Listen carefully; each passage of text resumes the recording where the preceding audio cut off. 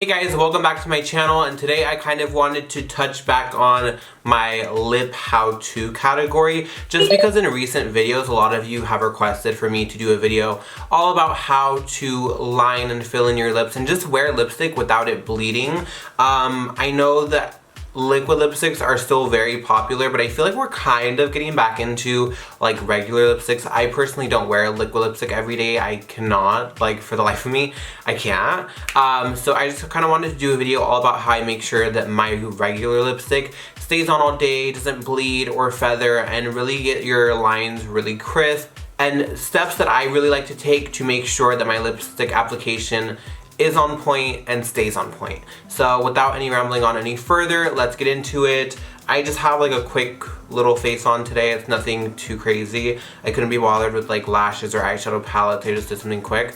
And yeah, let's get into the look. So first things first, I actually think about my lipstick even when I'm doing my foundation, and the way that I do my foundation really kind of alters the way my lipstick looks. I've really changed up my routine and how I do a lot of things just because if I do one thing a certain way, it might affect the way and wear and tear of my lipstick. So for me, I always apply concealer or my foundation on my lip line, so that way I can get a really precise and clean line. And if you want to overline, that way everything's just very sharp, and then you have that nice lip line without it looking like, oh, there's the gap between where your lip line starts, then your skin, then your foundation, if that makes sense. So I feel like applying some concealer over top is a really great way to make sure that everything stays in place. Another thing, I always powder around my mouth, just because if I leave any kind of moisture on my mouth, it kind of breaks down product, and that again causes the feathering. Also, I do get these little lines at the corners of my mouth. I'll zoom you guys in just so you can see. I get these little baby lines at the corners of my mouth that if I'm not careful, my lipstick could actually bleed out into those. I hope you guys can see them, but they're definitely there. For me, I actually find that if I put a primer or like my Benefit Professional right at the corners, do concealer and then powder, that's another great thing too. So I would definitely try that out if you get like any like static lines that go out the corners of your mouth, or the little like smoker's lines too. Same thing, you can use like a primer in that area, then conceal, then powder. Powdering is your best friend, especially if you get any oiliness around the mouth. Any oiliness around the mouth will break down the product and cause it to feather as well. So take those steps to make sure that you're prepped before the lipstick. So I was really trying to think what kind of lip combo I wanted to do today, but I feel like the biggest worry with a lipstick bleeding or feathering is definitely a red lip, and I'm gonna do a red glossy lip just because that's probably the scariest of them all. I went into my drawer right now. My perfect combo would be MAC Cherry Liner and then Ruby Woo. I could not find my cherry liner, so I'm actually using this Kylie Cosmetics Mary Jo K lip liner. It's one of the red ones. It's a nice vibrant red color. It's one of these. Well, I think it's all of them actually. Another good formula is the Urban Decay. One formula I'm not a fan of is definitely the MAC Pro Longwear. The Urban Decay can do it too, and also, I'm trying to think what else, but any lip liner that's a little bit too hard sometimes can ball up on the lips. I really usually go towards a wooden pencil. Even like the Makeup Forever lip liners are great. Anything that's a little bit more smooth. I love MAC regular lip liners. Those are my go-to, but I'm gonna be using this Mary Jo K today. And perfecting your lip line is everything. And when lining your lips, if you want a video on overlining, I can definitely do one. Let me know in the comments below and thumbs up this video if you do. I'm gonna use this Mary Jo K. And I do like little strokes. That way I'm not like messing up the line and trying to do one long swipe and think that it's gonna be good. I do small strokes.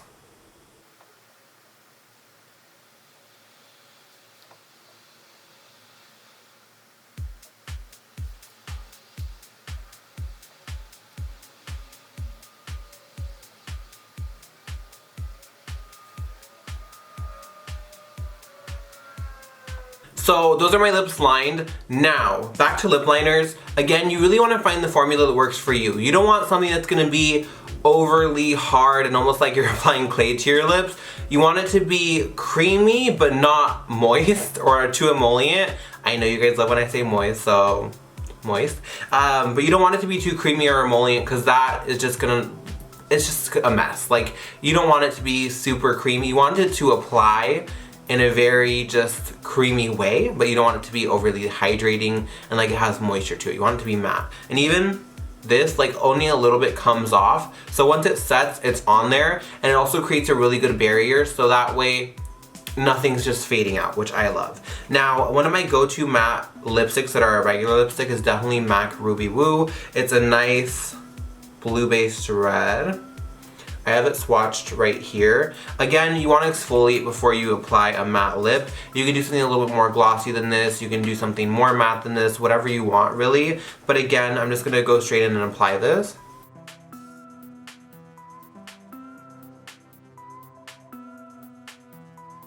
I remember back in the day, it used to be so drying. Like that's what everyone said, it's so drying. But now, I don't know if they added a little bit more waxiness to it, or it's more hydrating, or we're just so used to drying liquid lipsticks that this feels hydrating. You let me know in the comments down below, but this feels so lightweight and not drying at all. Like it feels like I'm not wearing anything at all, which I love. So that's Ruby Woo on. Now, my favorite red gloss is the MAC Lip Gloss in Russian Red. I have had this forever, and honestly, I hope it's still good. It smells fine. So this is the MAC Lip Gloss Russian Red. I think this is a mini. Now this is so stunning, it's not even funny. Like, can we talk about this? Now with this, I apply it almost right up to the lip line and kind of fade it out. That way it doesn't look like a harsh definition between where the gloss stops and your lip line is. So I just take the excess product and I put it on, and the nice thing about this is it makes your lips look so hydrated and glossy. And again, you just want to do that little trick and it will take off all that gloss that would probably get on your lips. And I hope I don't have any on my lips. No, I don't. Okay, so with this is my no-fail combo. Super easy. I know that it's gonna last a really long time. And if anything, the only thing I really have to worry about is it getting on my teeth because it is a gloss. But usually I'm fine. I'll usually keep like a little napkin with me and kind of put it in and pull out. That way it kind of gets any excess off. But with this, it stays all day. It doesn't fade out. And again, I get it. Having a lipstick on all day is not the easiest. It's a struggle and a half, and you really have to kind of keep up maintenance. But with these kind of tricks, it makes it a lot easier, and you know it's not fading out, because I love a bright lip for an everyday look, especially if you don't have a lot of time in the morning. I feel like a bright lip really changes the game and really takes your look to the next level, whether you're trying to be very discreet, just mascara, tinted moisturizer. If you do a bright lip, it's a great way to look like you put some effort into your look, but in reality, it was just one small step. And this really took this look to the next level. It's very just bright in the face. It gives a very plush look to the lips, and it really brings attention without taking away from everything else too much. Now, again, if you are on the oilier side, I would highly recommend trying baking around your mouth.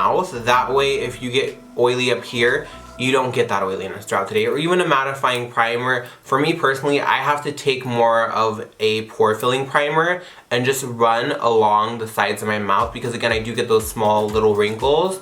But doing that really keeps everything in place throughout the day without fading out. And I really want to share that with you guys, because that is my secret to keep my lip on all day. Because even for me, my nude lips I usually wear are a little bit on the darker side, and they do have some hydration to them. So if I did not do that, they would probably feather and fade out. And I feel like a lot of times people don't set around their mouth, so that's kind of what's causing to fade. So I always recommend setting around your mouth, then lining and filling in and putting your products on, and you don't have to worry about it as much. If you guys want to see more videos like this, if you guys have any requests for any small videos, I wanted to do one on contouring / bronzing.